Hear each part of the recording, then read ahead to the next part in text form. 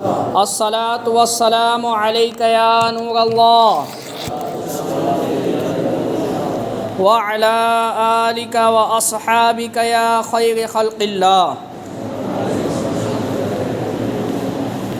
فرمان مصطفیٰ صلی اللہ تعالی علیہ وسلم ہے کہ جو مجھ پر درود پاک پڑھنا بھول گیا وہ جنت کا راستہ بھول گیا۔ صلو علی الحبیب صلی اللہ تعالی علیہ وسلم۔ ہم نے سنا کہ نبی پاک صلی اللہ تعالی وسلم نے ارشاد فرمایا کہ جو مجھ پر درود پاک پڑھنا بھول گیا وہ جنت کا راستہ بھول گیا۔ یہ کتنی بڑی وعید ہے ہمارے لیے، اسی لیے ہم سب کو چاہیے کہ چلتے پھرتے اٹھتے بیٹھتے سوتے جاگتے جب بھی ہمیں موقع ملے نبی پاک صلی اللہ تعالی وسلم پر درود پڑھا کریں، ہے نا۔ جب بھی موقع ملے نبی پاک صلی اللہ تعالی وسلم پر درود پڑھا کریں۔ حضرت سیدنا عمر بن عبدالعزیز ایک جنازے کے ساتھ قبرستان تشریف لے گئے، وہاں ایک قبر کے پاس بیٹھ کر غور و فکر میں ڈوب گئے۔ کسی نے عرض کیا یا امیر المومنین، آپ یہاں تنہا کیسے تشریف فرما ہے؟ فرمایا ابھی ایک قبر نے مجھے پکار کر بولی اے عمر بن عبدالعزیز، مجھ سے کیوں نہیں پوچھتے کہ میں اپنے اندر آنے والوں کے ساتھ کیا برتاؤ کرتی ہوں؟ میں نے اس قبر سے کہا مجھے ضرور بتا، تو وہ کہنے لگی کہ جب کوئی میرے اندر آتا ہے تو میں اس کا کفن پھاڑ کر اس کے جسم کے ٹکڑے ٹکڑے کر دیتی ہوں اور اس کا گوشت کھا جاتی ہوں۔ کیا آپ مجھ سے یہ نہیں پوچھیں گے کہ میں اس کے جوڑوں کے ساتھ کیا کرتی ہوں؟ میں نے کہا ضرور بتا، تو کہنے لگی ہتھیلیوں کو کلائیوں سے اور گھٹنوں کو پنڈلیوں سے اور پنڈلیوں کو قدموں سے جدا کر دیتی ہوں۔ اتنا کہنے کے بعد حضرت سیدنا عمر بن عبدالعزیز ہچکیاں لے کر رونے لگے۔ جب کچھ افاقہ ہوا تو کچھ اس طریقے کی نصیحت ارشاد فرمانے لگے کہ ہائے افسوس اے نادان، جو آج مرتے وقت کبھی اپنے والد کی، کبھی اپنے بیٹے کی تو کبھی سگے بھائی کی آنکھیں بند کر رہا ہے، ان میں سے کسی کو نہلا رہا ہے، کسی کو کفن پہنا رہا ہے، تو کسی کے جنازے کو کاندھا دے رہا ہے، تو کسی کے جنازے کے ساتھ جا رہا ہے، تو کسی کو قبر کے گڑھے میں اتار رہا ہے۔ یاد رکھ کل یہ سب کچھ تیرے ساتھ بھی ہونے والا ہے۔ کاش مجھے یہ علم ہوتا کون سا گال قبر میں پہلے خراب ہوگا۔ پھر حضرت سیدنا عمر بن عبدالعزیز رونے لگے اور روتے روتے بے ہوش ہو گئے، اور ایک ہفتے کے بعد آپ کی روح اس دنیائے فانی سے پرواز کر گئی۔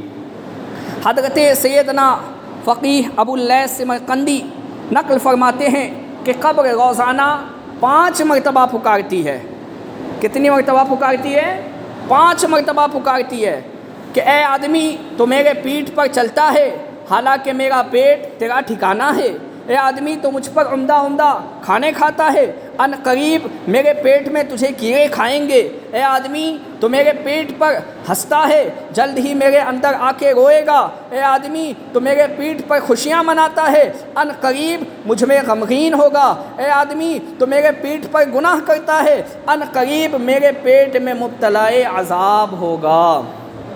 قبر روزانہ یہ کرتی ہے پکار، مجھ میں ہے کیڑے مکوڑے بے شمار۔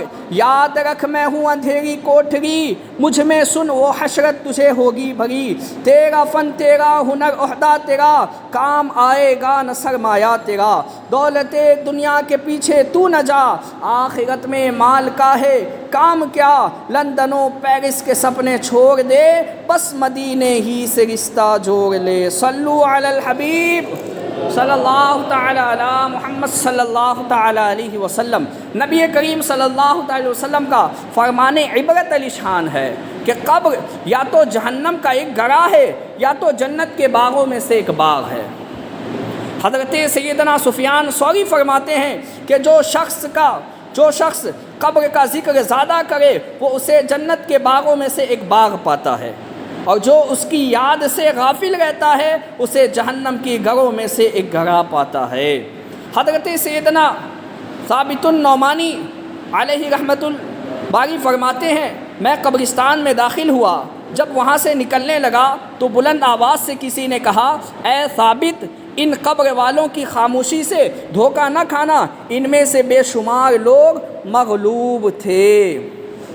حضرت سیدنا ابو ذر غفاری علیہ رحمۃ اللہ الباری فرماتے ہیں کیا میں تمہیں اپنی بے کسی کا دن نہ بتاؤں؟ یہ وہ دن ہے کہ جب مجھے قبر میں اتار دیا جائے گا۔ کیا فرماتے ہیں کہ میں تمہیں اپنی بے کسی کا دن نہ بتاؤں، جس دن میں بے کس ہو جاؤں، میں اپنے آپ سے اپنے کام سے بے کس ہو جاؤں، میں تمہیں وہ دن نہ بتاؤں؟ تو لوگوں نے عرض کی کہ ضرور بتائے، تو کہنے لگے یہ وہ دن ہے جب مجھے قبر میں اتارا جائے گا۔ حضرت سیدنا ذوالنورین جامع القرآن حضرت عثمان غنی رضی اللہ تعالیٰ عنہ جب کسی قبر کے قریب کھڑے ہوتے تو اس قدر ہوتے کہ آپ کی داڑھی مبارک تر ہو جایا کرتی۔ اس بارے میں آپ سے استفسار کیا گیا کہ آپ جنت و دوزخ کی تذکرے پر اتنا نہیں روتے، مگر جب کسی قبر کے قریب کھڑے ہوتے ہیں تو اس قدر رونے کی وجہ کیا ہے، اس کا سبب کیا ہے؟ تو حضرت سیدنا عثمان غنی رضی اللہ تعالیٰ عنہ نے فرمایا کہ میں نے سید المرسلین شفیع المذنبین رحمۃ للعالمین صلی اللہ علیہ وسلم کو فرماتے سنا ہے کہ بے شک آخرت کی سب سے پہلی منزل قبر ہے، قبر والے نے اس سے نجات پالی تو بعد کا معاملہ آسان ہے، اور اگر اس سے نجات نہ ملی تو بعد کا معاملہ اور بھی سخت ہے۔ میٹھے میٹھے اسلامی بھائیوں، خدا کی قسم قبر کا اندرونی معاملہ انتہائی تشویشناک ہے۔ کوئی نہیں جانتا کہ میرے ساتھ کیا ہوگا۔ اللہ کے محبوب دانع غیوب منزل عن العیوب صلی اللہ علیہ وسلم کا فرمان عبرت علی شان ہے، قبر کا منظر سب منظروں سے زیادہ خطرناک ہے۔ منقول ہے کہ جب مردے کو قبر میں رکھ دیا جاتا ہے اور اسے عذاب ہوتا ہے تو پڑوسی مردار اس کو پکار کر کہتے ہیں اے دنیا والے، اے دنیا سے آنے والے، کیا تو نے ہماری موت سے نصیحت حاصل نہ کی؟ کیا تو نے نہ دیکھا کہ ہمارے اعمال کیسے ختم ہو گئے اور تجھے تو عمل کرنے کی مہلت ملی تھی لیکن تو نے وقت ضائع کر دیا۔ قبر کا گوشہ گوشہ اس کو پکار کر کہتا ہے اے زمین پر اترا کر چلنے والے، تو نے مرنے والوں سے عبرت حاصل کیوں نہ کی؟ کیا تو نے نہیں دیکھا کہ تیرے مردار رشتہ داروں کو لوگ اٹھا اٹھا کر کس طرح قبر تک پہنچا رہے ہیں؟ صلو علی الحبیب صلی اللہ تعالی علیہ وسلم۔ میٹھے میٹھے اسلامی بھائیوں، ہم سب کو چاہیے کہ ہم سب مرنے سے پہلے اپنے قبر و حشر کی تیاری کر لے۔ آج ہمارا حال کیا ہے کہ ہمیں کہیں جانا ہوتا ہے، مان لیجئے کہ اگر کسی کو بمبئی جانا ہے اور اس کی رات کی ٹرین ہے، وہ بندہ ابھی سے مشغول ہو جائے گا تیاریوں میں، ایک دم تیاری کرے گا، ساز و سامان کو سمیٹے گا، ایک دم اپنے لباس کو پریس کرے گا، جبکہ اس کی ٹکٹ بنی ہوئی ہے، معلوم ہے کہ کون سے پلیٹ فارم پہ گاڑی آنی ہے، کس پلیٹ فارم سے جانی ہے، کتنا وقت میں آئے گی، کتنے وقت میں پہنچائے گی، یہ ساری چیزیں معلوم ہیں، پھر بھی اس انسان کو نیند نہیں آتی ہے۔ کیوں نیند نہیں آتی ہے؟ اس کی وجہ یہ ہے کہ کہیں میری ٹرین نہ چھوٹ جائے، کہیں میں ممبئی جانے سے رہ نہ جاؤں، اس وجہ سے اس شخص کو نیند نہیں آتی ہے۔ یہ تو دنیا کا معاملہ ہے کہ دنیا میں انسان کو کہیں سفر کرنا ہو تو انسان اس کے لیے بھرپور تیاری کرتا ہے، راتوں کی نیند کو گنوا دیتا ہے۔ ذرا میں پوچھوں آپ سے کہ قبر، موت جس کا کوئی پتہ نہیں ہے، قرآن میں اللہ تبارک و تعالیٰ نے ارشاد فرمایا جس کا مفہوم کچھ اس طریقے سے ہے کہ کوئی جان یہ نہیں جانتی کہ وہ کب مرے گی، کوئی جان یہ نہیں جانتی کہ وہ کیا کھائے گی کل۔ جب ہمیں معلوم نہیں ہے کہ ہم مریں گے کب، ہم کیا کھائیں گے، اس کے باوجود ہم اس دنیا کی غفلت میں رہیں۔ ہاں، اگر ہمیں جانا ہوتا ہے تو ہم پہلے سے تیار ہو جائیں گے۔ ذرا بتاؤ، قبر میں جانے سے پہلے قبر کی تیاری کی ہے؟ موت سے پہلے موت کی تیاری کی ہے؟ کب کریں گے؟ کوئی ٹائم تھوڑی دے گا کہ بھائی 1 ہفتے کے بعد تمہیں موت آئے گی، تیاری کر لینا۔ ہے ایسا معاملہ ہے کہیں علماء سے سنا ہے آپ نے کہ کوئی کہے کہ بھائی 1 ہفتے کے بعد موت آئے گی تم کو، ابھی سے مسجد میں آ جاؤ، پہلی صف میں دکھنا، ابھی سے آ جاؤ مسجد میں؟ ایسا کچھ نہیں ہے، موت کبھی بھی آ سکتی ہے۔ لوگ کہتے ہیں جو بوڑھے ہوتے ہیں انہیں موت آتی ہے، نہیں، موت بچوں کو بھی آتی ہے، موت نوجوانوں کو بھی آتی ہے، جس پر ہمارا غالب گمان بھی نہیں ہوتا ہے کہ اس شخص کو بھی موت آ سکتی ہے۔ یار وہ تو اتنا ہٹا کٹا حشاش ہے، اسے بھی موت آ گئی۔ ہاں، موت یہ نہیں دیکھتی کہ اس کا بدن کیسا ہے، موت یہ نہیں دیکھتی کہ اس کی طاقت کیسی ہے، موت یہ نہیں دیکھتی کہ اس کے پاس مال کتنا ہے۔ تو ہم سب کو چاہیے کہ اپنے موت کے آنے سے پہلے موت کی تیاری کر لیں، کریں گے انشاءاللہ، انشاءاللہ عز و جل۔ آج ہمارا حال یہ ہے کہ اب ہم وعیدیں سنتے رہتے ہیں کہ جو نمازیں نہیں پڑھتا ہے قبر میں سانپ آ جائے گا، اسے ڈسے گا، یہ وعیدیں ہم سنتے رہتے ہیں۔ آج ہمارے گھر کا معاملہ ہو جائے، ہم بستر پہ سو رہے ہوں، سانپ دکھے نہ، کوئی بس کہہ دے کہ بھائی تمہارے بستر میں سانپ ہے، حال کیا ہوتا ہے؟ لائٹ جل رہی ہے، ساتھ میں وہ دوست بھی موجود ہے، بھاگنے کے لیے دروازہ بھی ہے، پھر بھی حال کیا ہوتا ہے؟ ایک دم دل خوف کے مارے بستر سے ہٹ جائیے گا۔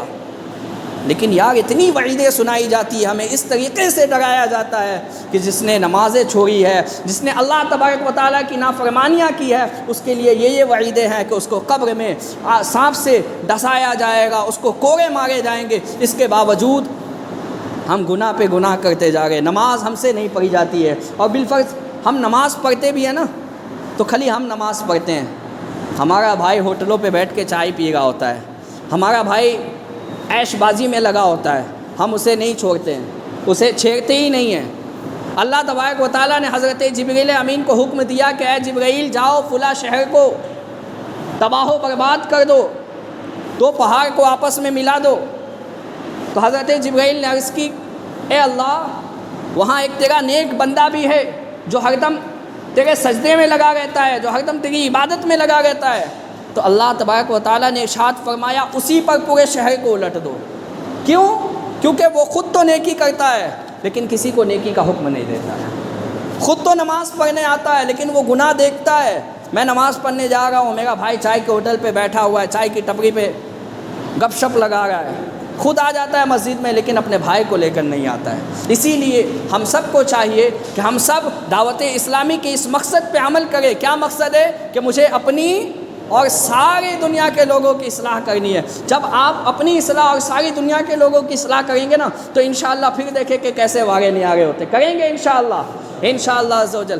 آج تو ہمارے مدینی قافلے کا اختتام تھا، 3 دن ہو گیا، 3 دن ہم نے گزار دیے، کچھ ہم نے سیکھا، کچھ لوگوں کو ہم نے سکھایا، جتنا ہم جیسوں سے ہو سکا اتنا ہم نے سکھانے کی کوشش کی۔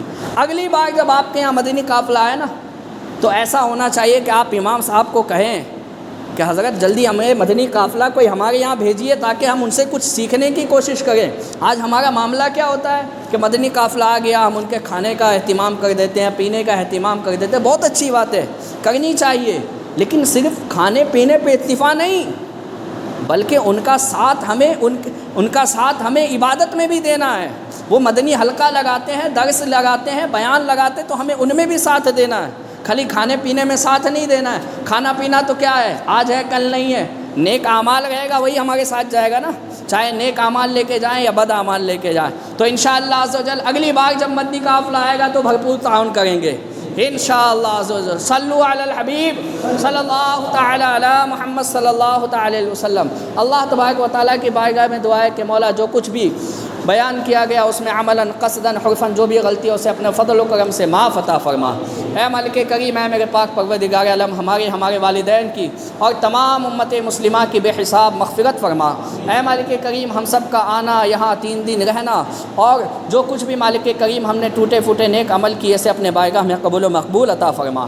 اے مالک کریم، اے میرے پاک پروردگار عالم، ہمارا یہاں جمع ہونا اور بیان سننا ہے مالک کریم، اسے اپنی بارگاہ میں قبول و مقبول عطا فرما۔ یا الہی کیوں کہوں کہ یہ عطا ہو وہ عطا، بھیک ہو ایسی عطا کہ ہو ہم گناہگاروں کے گھر گھر کا بھلا۔ جب دم واپسی ہو یا اللہ ہم سب ہو مدینے میں، سامنے ہو روضہ رسول اللہ، لب پر ہو لا الہ الا اللہ محمد رسول اللہ۔